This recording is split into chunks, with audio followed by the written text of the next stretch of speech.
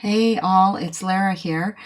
It is Wednesday, March 25th, and I'm here with your Wednesday astrology video. I guess not. I'm not going to use the word weekly because I've been doing more than one video a week for the last couple of weeks because I've really been inspired to do that and kind of nudged to do that, drawn to do that, fired up, I would say, would be probably the best way to describe it, to do that. So anyway, here we are, March 25th, and things are pretty crazy, right? That's an understatement, I think. So before I start talking about the astrology, I just want to say that I hope wherever you are, that you are doing well, that you are, managing to ride this crisis out as best you can, as best any of us can right now. There's so much uncertainty, there's so much change, there's so much instability, and it's like the lids come off and we can't, we're scrambling to contain it. And when I say it, I mean, not only am I referring to, the COVID-19, the spread of the virus, but I'm referring to the mass amounts of change that are happening as a result of that, and the sort of panic and fear and anxiety and all of these kinds of things that is sweeping through the world, right? And this is all very much related to what I'm going to talk about today in terms of the astrology, which is I'm going to spend quite a bit of time talking about Pholus, who is a centaur in astrology. And before I even go there, I want to say, sorry, I'm just looking at something I had written online here. So I want to say thank you to a few sources that I looked at when I was doing this. And really, the person who sparked this curiosity for me, is a woman known as the Sky Priestess, but she is actually Dr. I can't even pronounce her name. I'm so sorry. I have it written down here. Dr. Bairavee Balasubramaniam. I can't pronounce it very well, but she's known as this. She goes by the Sky Priestess, and she is actually a doctor of political science. I also happen to have a degree in political science and an astrologer and, a spiritualist kind of thing. So we have some things in common, although I don't have a doctorate in political science, but she's really, really intelligent, articulate, and I appreciate her courage in speaking the truth and all of that. So I was listening to her video, which I'm going to put a link to below in my video because credit where credit's due, right? And you can check that out if you want. This is my own take on Pholus, but listening to her really made me go, there's something to this big time. It's really quite interesting. And then I started looking at, I looked at Pholus more closely in my own birth chart. And that was enlightening. And so I want to thank her. And also, I checked Wikipedia, but I also checked, there's a website called Astrology, which is, the website's not defunct, but there's been nothing written on it since 2016. They keep it going because the woman responsible for that website passed away. So, but good. There was a good article there that I took a look at, and of course my own interpretation, right? So I want to talk to you about Pholus in relation to what's currently going on, and some other things as well. So my videos of late have been a little bit off the cuff. Obviously, like I said, I did a little research into Pholus here, but otherwise I'm just going to speak to the chart and what's going on.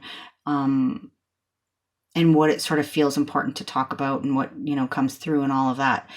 What I will say is in this particular video on Wednesdays, what I normally do is I talk about whatever event is occurring and then I address each sign, right, at the end of the video and what house it's happening in for you.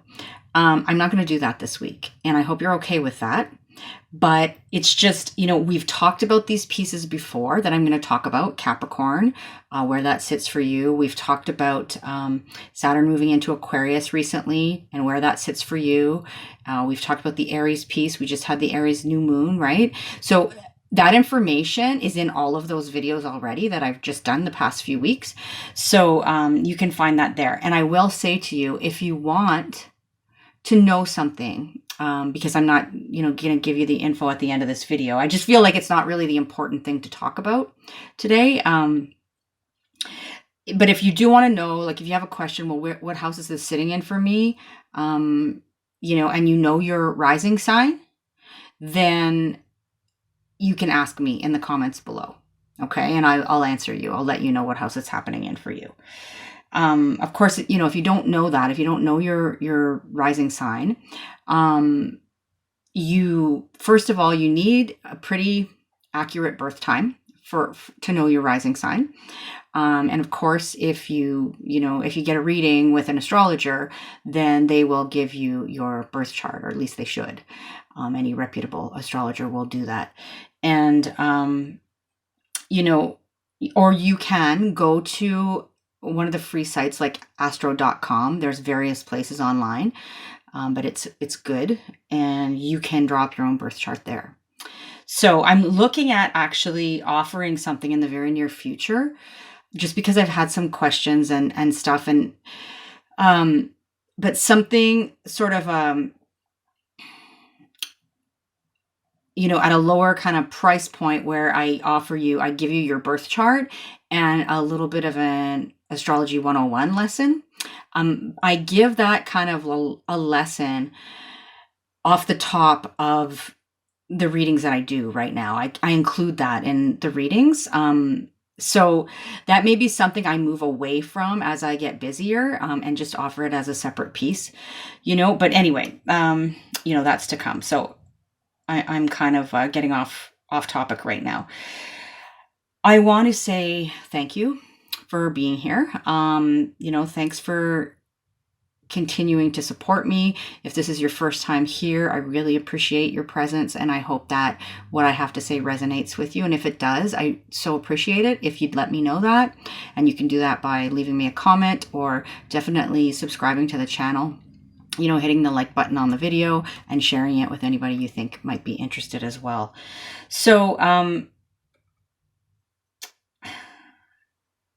let's talk about where the moon's at. Okay. I often reflect, look at the moon, because, some of you already know this, but because it's a touch point on the day-to-day, right? And I do have over on my website, in case you don't already know, a free guide to working with the moon. And so if you go over there and the link to that is always below too, just put in your first name and your email address.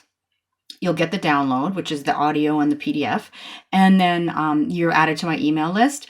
And, it's interesting what's going on there. I'm picking up subscribers and I'm losing subscribers as I'm becoming a little bit more vocal, and perhaps, triggering some people that don't really want to hear what I have to say. That's all right. And that's interesting because it directly relates to Pholus in my birth chart. So I'm going to talk about that. I'm going to, just give you that example, my own personal example, and what I kind of discovered, and a bit of an aha moment for me there. But you can get on my email list. I usually don't email tons, but this current situation has prompted me to be in a little bit more regular touch with my email tribe. And so I've been reaching out to them about a couple times a week, checking in and offering them a little extra support there. And so most people seem to be appreciating that. So I'm happy to do that, and I'm happy about that. So enough about all of that. The moon, that's where I was headed here. So as I'm recording this, we have the moon in Aries. And I was saying on a Facebook post the other day, you know, when the moon moved into Aries, it can, it's such a big change from the moon being in Pisces. We tend to get, you know, we feel this sense of kind of like a bit of a jolt, almost like fired up, right? Or we can find ourselves being sort of more active, feeling a little bit like we have more energy, maybe being a bit more hot-headed, quick to anger, those kinds of things as well. But that's moon in Aries, and the moon is moving out of Aries and into Taurus on Thursday, and will be in Taurus over the weekend. And so I think this may bring up some, you know, issues around our sense of emotional security. That's the moon, right? As it relates to our resources, our food supply, that's all Taurian things. Our sense of, you know, stability in the material world. And really, that's no surprise with what's going on, right? So many people are losing income. My husband and I are both self-employed. So even though here in Canada, there have been lots of announcements about support for small business and such, you know, and just wider supports than the usual because of what's going on, because of the virus and so many people losing work. We don't really qualify for any of that because of our self-employment status. So that's, you know, I'm not going to lie, that's a bit of a scary place to be. But I have faith, and because I know the astrology, it gives me a sense of comfort that, you know, it'll all work out in the end, kind of thing. So, so some of us may be focused on those kind of concerns over the weekend, or it may just be that we spend the weekend really being hunkered down at home because, like, we have no choice, right? And comforting ourselves with some good food, you know, baking, maybe doing some planting, a bit of gardening, or planting some seeds, or any of those kinds of things, right? Or kind of trying to get our financial house in order as best we can right now. That sort of thing is likely. And then on Sunday, the moon will move into Gemini, so lots of communication and that sort of thing. And then finally on Tuesday, it will move into Cancer, where the nodes, the North Node is right now. So let's talk. First of all, I'm going to show you the chart, okay?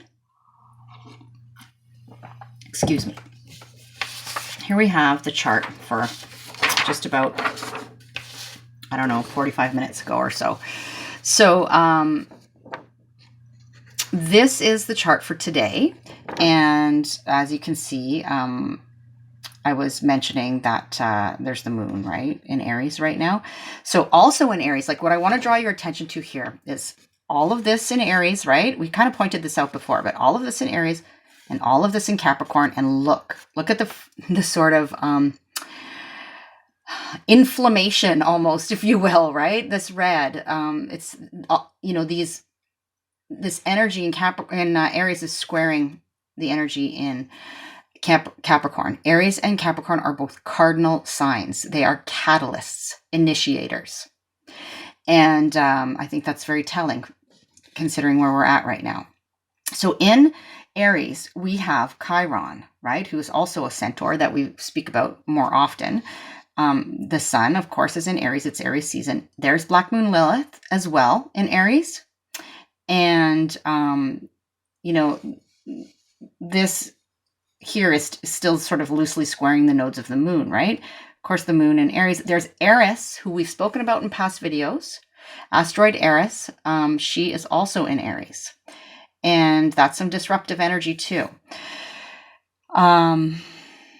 We've got Taurus, Uranus and Taurus here, right? Some disruption in our material, all those Taurian themes I just spoke about. Venus is in Taurus as well right now.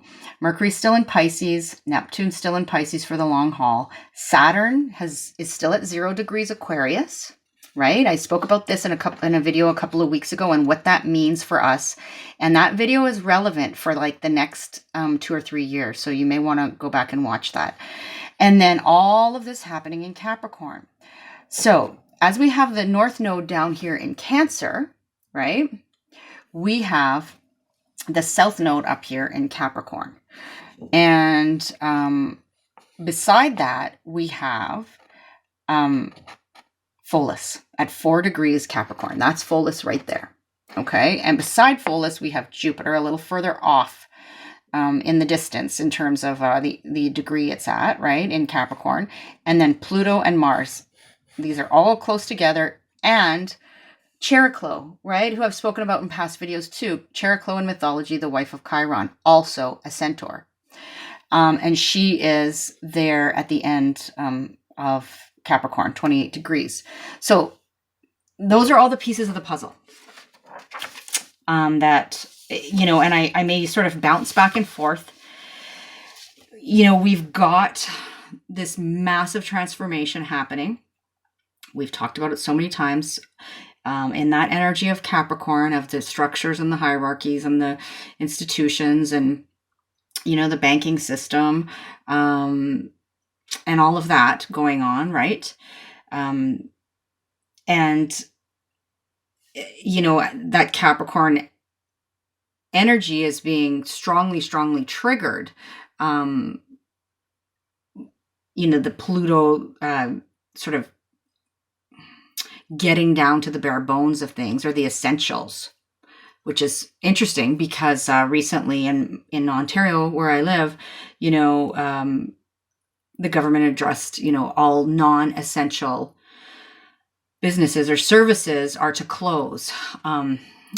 It's interesting because the list of essential services is a lot longer than a lot of people thought would happen. But anyway, but Pluto is kind of really getting down to the bottom of things, right? Massive transformation and upheaval. And, you know, Pluto comes in and just really looks in the dark corners and isn't afraid to go there. You know what I mean? And then it's, you know, that's energy's been triggered by Mars, that very active, sort of passionate, assertive, aggressive, kind of instinctual energy. And, you know, Jupiter is there as well, kind of blowing everything up, right? Expanding everything. And so, you know, we've talked about a lot of those pieces before, so I don't really want to belabor that. What I want to spend pretty much the rest of the time talking about here is Pholus and what's happening with Pholus, who is at, as I showed you on the chart, 4 degrees of Capricorn, right? So conjunct the South Node. So keep that in mind as I'm talking about the characteristics and the meaning of Pholus. You know, the South Node again is where we've been. It's our past. It's our default kind of way of operating and being.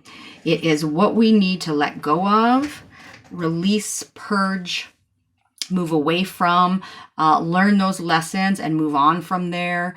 You know, all of those. I'm trying to think if there's any other phrase I can use to help get the point across in terms of what the North or the South Node is about. And so you can see how that is happening in direct relation, right? South Node and Capricorn to the structures, the government, the banks, the institutions, the authority, you know, just our monetary system, you know, everything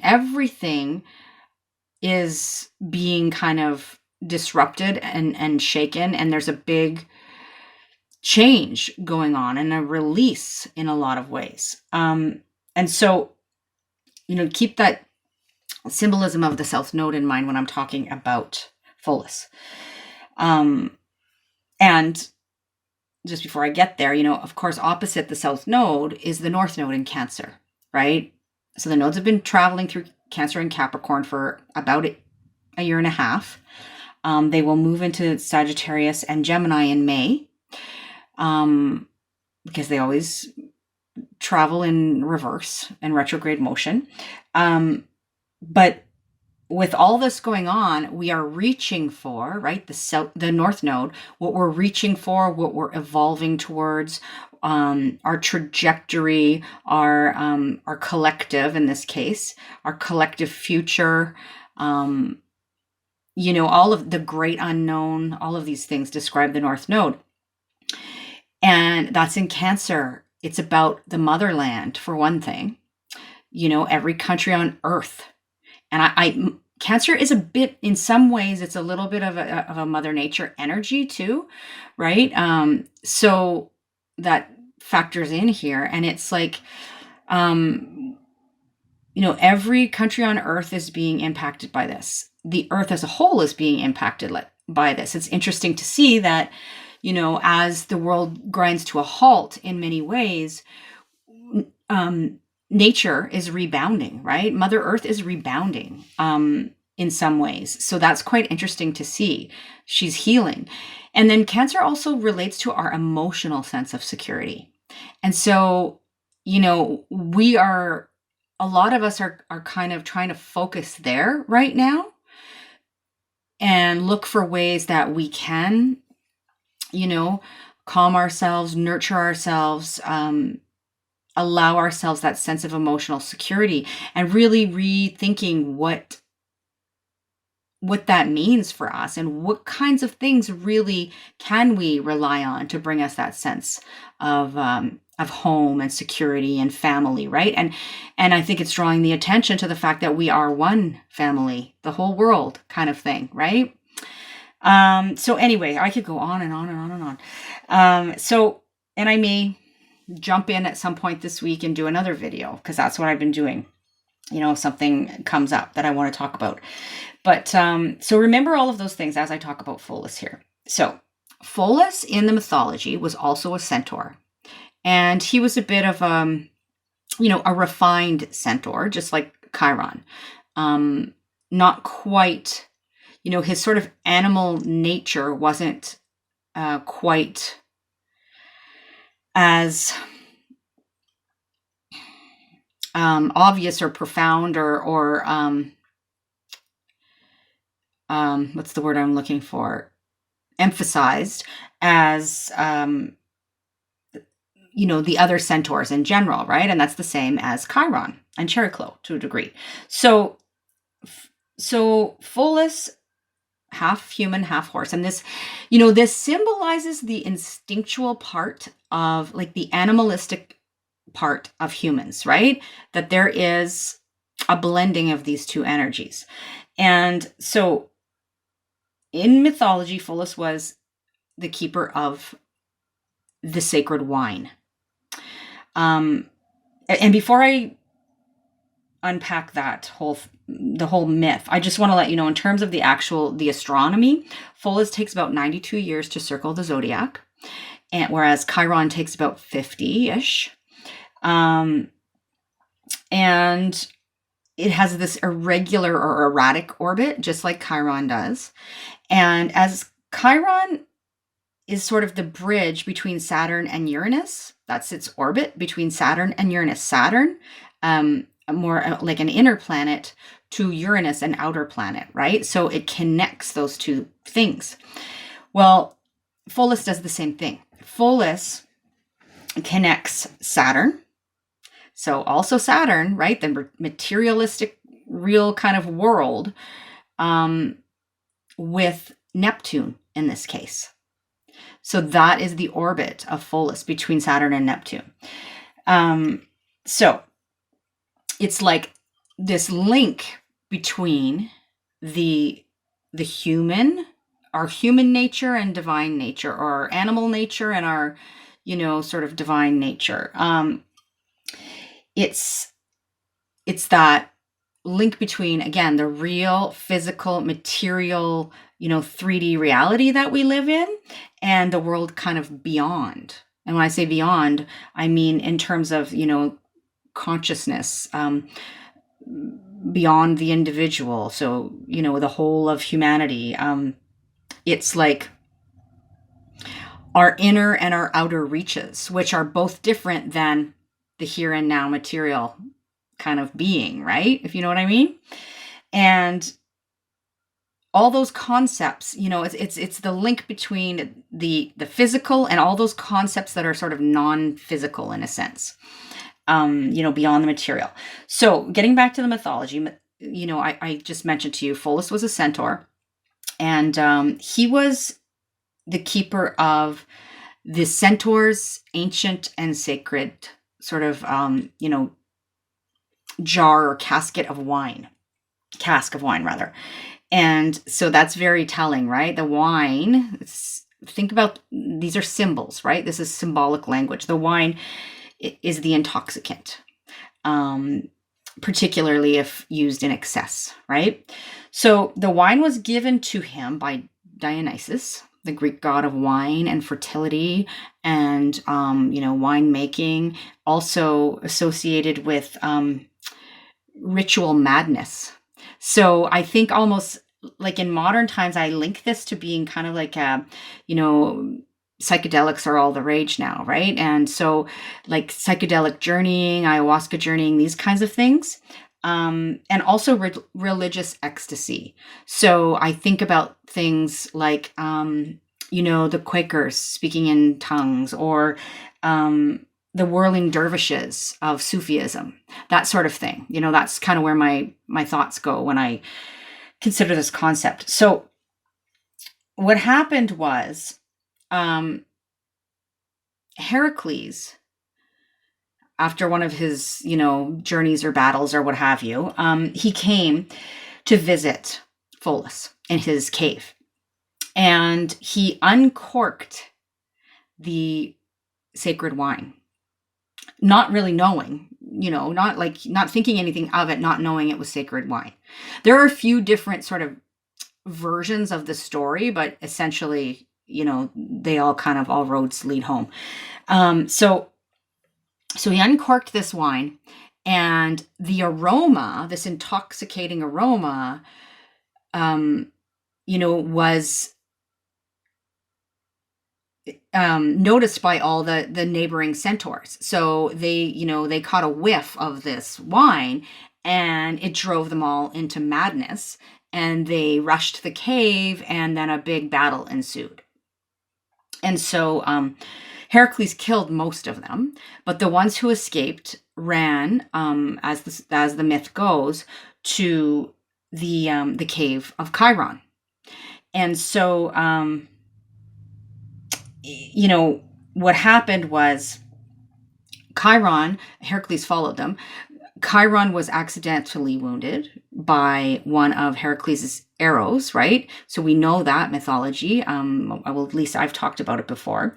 And so that was the poison arrow that wounded him, that wound would never heal. But because Chiron was immortal, until he gave his immortality up, he, it didn't kill him. And so meanwhile, as Heracles is in Chiron's cave, chasing down the other centaurs that had escaped, Pholus was back in his cave, and he was, in some stories it says he was treating some of the wounded centaurs. In other stories, it just says that he was kind of marveling at this arrow, right? So in any case, he was quite taken with the arrow that took down, these magnificent beasts, right? The centaurs, the strong centaurs, because, it's this little arrow. So how could this innocuous thing kill or gravely wound a centaur? So he was kind of, very kind of curious about this and investigating it. And while he was doing that, he dropped the arrow on his foot, and he was not immortal. And so this poison arrow, and the arrow was poison, the tip was drenched in the blood of the Hydra, right? So mythical creature, but and it was very, very, very toxic. And so it killed him. And it was like curiosity killed the cat, almost, in a sense, right? So the whole idea of Pholus is related to the catalyst, right? This seemingly kind of innocuous act, this little act, this unconscious sort of going about your daily business, kind of, doing what you do, and then the lid comes off, there's a massive trickle down that you didn't expect. Heracles uncorked the wine, not intending for any of this to happen. It was very innocent, kind of just, take the cork off. I'm going to have a drink of this wine. I maybe deserve it after my battle or my journey or whatever. And then there's this massive fallout from that one act. So I'm thinking that at least some of you are probably putting 2 and 2 together here and thinking about what has gone on in terms of the coronavirus, right? Where one case has led to, a global pandemic. And so Pholus in astrology represents a turning point. It's like the cork being popped, and the wine flowing out uncontrolled, or having an impact that you never, intended. Like, one glass of wine leads to, 2 bottles, and then that doesn't go well, kind of thing. Or think about some other symbols or imagery I can give you. It's like when a levee breaks, right? That's keeping back like the ocean or whatever, and then the water just comes flooding through. I think about sometimes like the flooding that has happened in Louisiana, so in the past. So it's kind of like that. Or if you think about those, I don't know if you have kids or if you've ever, I used to teach elementary school. So there's this experiment that you can do, a science experiment where you can build your own volcano, right? And so, it's like, it involves like baking soda and vinegar, and I can't remember all, but maybe it's just those 2 things. I don't really remember. But the point is that, here you've got the volcano, and then when you add, I think it's the vinegar, everything kind of blows up, foams up, and it runs and oozes out all over the place, right? So it's that kind of thing. So, astrologer Melanie Reinhardt, who is an expert on the centaurs, I've taken a course with her. She uses the phrase small cause, big effect to describe Pholus. And so, Pholus conjunct the South Node, and Pholus has, is at 4 degrees Capricorn. So all of these planets have come in contact with Pholus as they've moved through Capricorn. And now that, it's Pholus is conjunct the nodes, and the nodes are squaring Chiron in Aries. Also Black Moon Lilith, I spoke about that before. But, and so you can see how, there was this catalyst, right? Like the first case and reportedly, came from some, some, I don't, to be honest with you, the origins, I think that, there's been conflicting reports about where it all started, but, from what I understand is that there was some food, that was contaminated, or bat soup or something like this, involving bats and snakes or something like this. I don't know. So, if you know, let me know. I'm not trying to give you that information here, but what I'm trying to say is that some, singular event like that, somebody goes to the market, say, gets some soup, even though, gross bat soup, but whatever. And that one act ripples out to the entire globe and results in what's happening right now. So that's Pholus. It's like a landslide. It's like a little snowball that you're at the top of a hill and you let it go, and it rolls and rolls and rolls and picks up speed and heft as it goes down the hill, right? That's Pholus. And Pholus can also be, it's also connected with this notion of shooting yourself in the foot, right? You know that saying, I'm sure. So, and it was interesting that one of the things I was looking at on Market, Astro Market, I think that's what the site is called. Yep. There was an example, many examples of famous people and how Pholus plays out in their chart. And a lot, these people all had some kind of shooting yourself in the foot sort of experience. So that was an interesting illustration. So, you can really see the influence of Pholus in the birth chart. So it's quite interesting. I'll show you my own birth chart, and I'm going to show you where I have Pholus and speak to what I've realized about that, and the bit of aha moment I had about it. And it's very, it's interesting because it's very current, right? Before I do that, I just want to say two other things. So Pholus can be this, had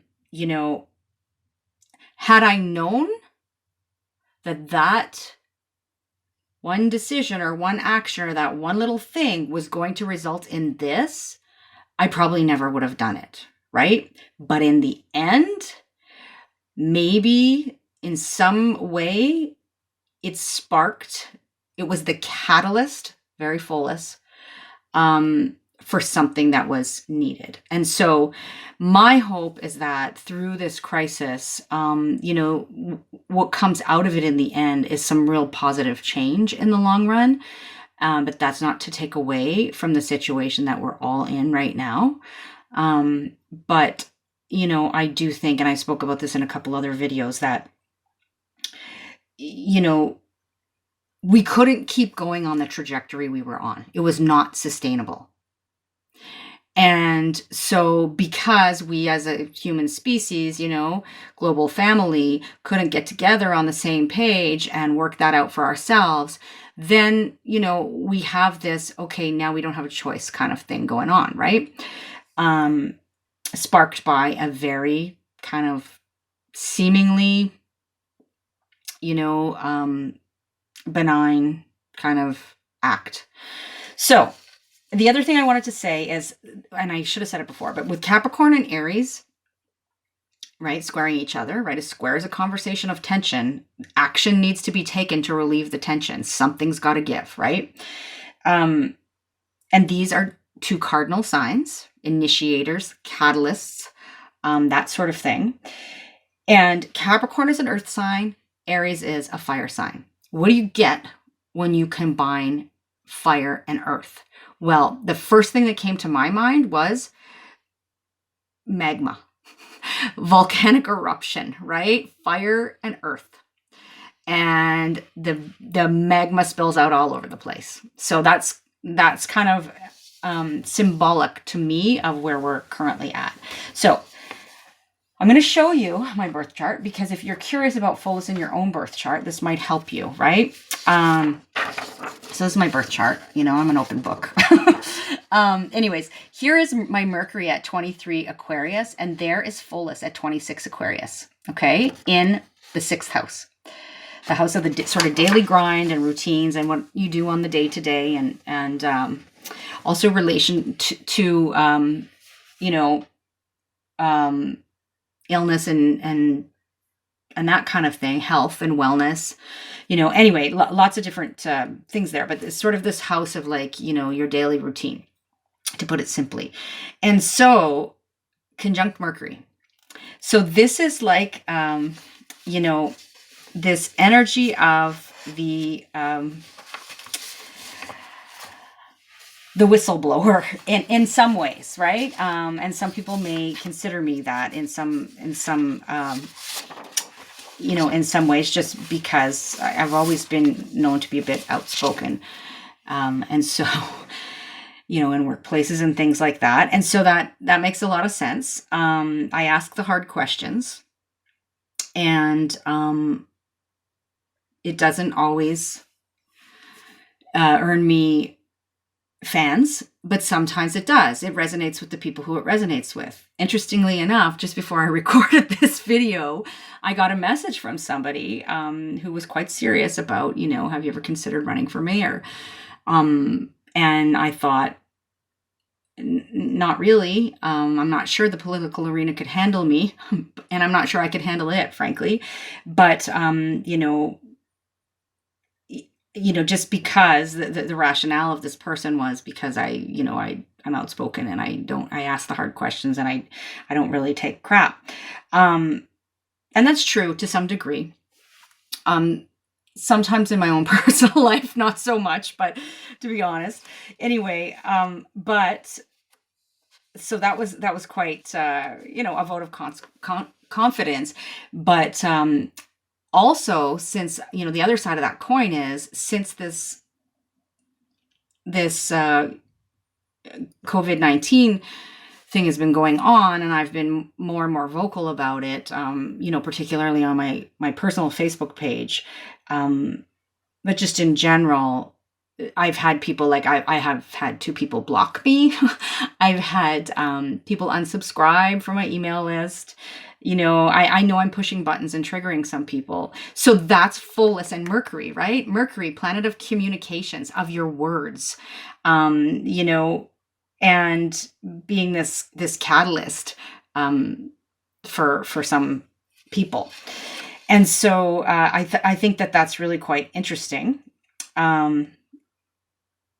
That, when I looked at that in my own chart, I thought, that makes a lot of sense to me. And, I could kind of go deeper into that, but I thought it was really current.